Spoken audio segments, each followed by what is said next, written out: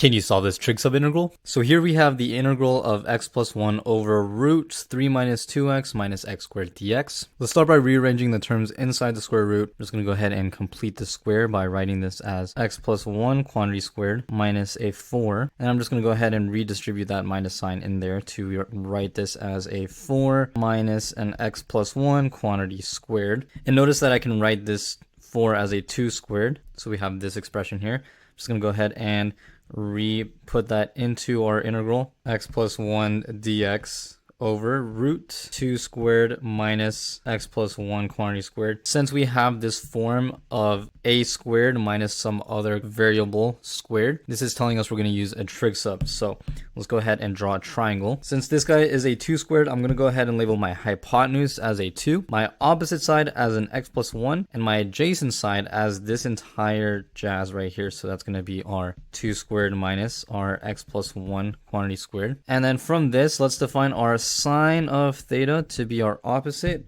over our hypotenuse, so that's our x plus 1 over 2. Namely, we have our trig sub here, x plus 1 is equal to 2 sine theta. Let's go ahead and differentiate dx. We get 2 cosine of theta d theta. And let's just highlight these guys. We're going to use these to replace our integral. Namely, we'll have the integral of, well, that's an x plus 1, which is a 2 sine theta. And our dx term was written in terms of theta, so that's going to be a 2 cosine of theta d theta. All over the root term, which is going to be a 2 squared minus our x plus 1 again, which was again 2 sine of theta. This guy is squared. Relabel the top here. That's going to be a 4 sine of theta cosine of theta d theta. And the denominator, I'm going to go ahead and factor out that 4 to get a 1 minus a sine squared theta. And recall that sine squared theta plus cosine squared theta is equal to 1. So therefore 1 minus a sine squared theta is equal to a cosine squared theta. So this guy can be replaced by a cosine squared. So we have 4 cosine of theta d theta, nothing changed here, over the square root of a 4 cosine squared of theta.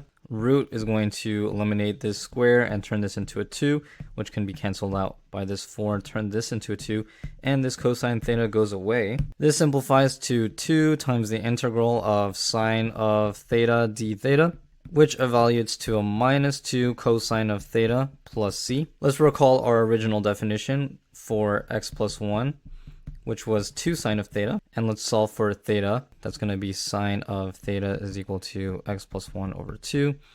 Or the theta is the inverse sine of x plus 1 over 2.